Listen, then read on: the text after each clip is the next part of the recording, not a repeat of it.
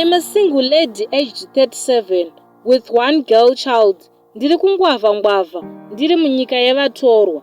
Nyaya yangu yakamira yakadai so. Ndinogara pandinoroja, but ndasangana nemiedzo pandinogara. Ndambozama kuzviignore, but I'm really confused and I wonder what is really going on. Kuti nditi munyama here or what, I don't know. There is a certain lady or ndingamuti musikana here because she never got married or had a child. Asi munhu abve zera zvekuma nearly 30s. Ndakati nerimwe zuva sometime last week ndiri off. Then I decided to wake up early around past 5 a.m. kuti ndiite washeni. Then ndiri pakati pekuwacha, mukadzi uyu akamuka akangotanga kupopota achiti ndange ndichimuroya usiku.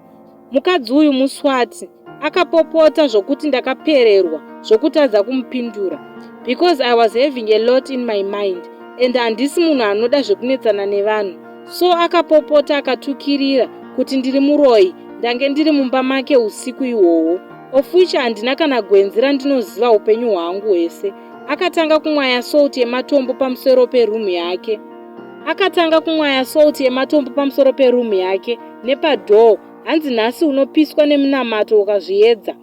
Ndakabatikana henyu, asi ndakazvidzora semunhu mukuru. Asi mashoko akataura akawanda, zvokuti mamwe handikwanisi kana kuataura. So ndakazvidzora ndikati zvapera, asi kundituka haana kumira. Mazuva ose ndikangoita sendabuda panze, okusangana naye panze, ototanga kutaura zvaanoda, zvokuti pajaradha patinogara, akaipisa zita rangu, kundiita muroyi. So nyaya yangu yoti, munyama here wekuti munhu anongotanga kukutuka achikupuma zvausingazive, asi zviri kundidya moyo nanhasi. That's why ndauyawo ndichikudzewo nyaya yangu. Ndichateverawo comment section kana paine akambosangana nazvo, ndinzwe kuti akazvihandla sei, because I feel kushoreka nezvandakaitwa nemukadzi uyu. Munongoziva makonzo ari mumukuku, hanzi ndini ndiri kumatumira makonzo mumba mavo.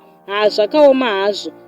Kwose kundituka kwaaita nemashoko aaitaura zvakandirwadza zvisingaiti. Kuti ndiri kutukwa apa ndichitukirwa mhosva yandisingazive, kushaya mufaro uri kubasa ukafunga kuti ndoenda kumba kuye wototya. Apo dzimba dzedu dzakatarisana, kungonzwa uchivhura dhoo munhu ototanga kutaura zvaanoda, kusvika pakuudza vagarisani kuti ndine nyoka mumba. I'm so hurt. Ndibatsireiwo vedu weye, zvakandibata henyu, ndoitawo sei nesituation iyi.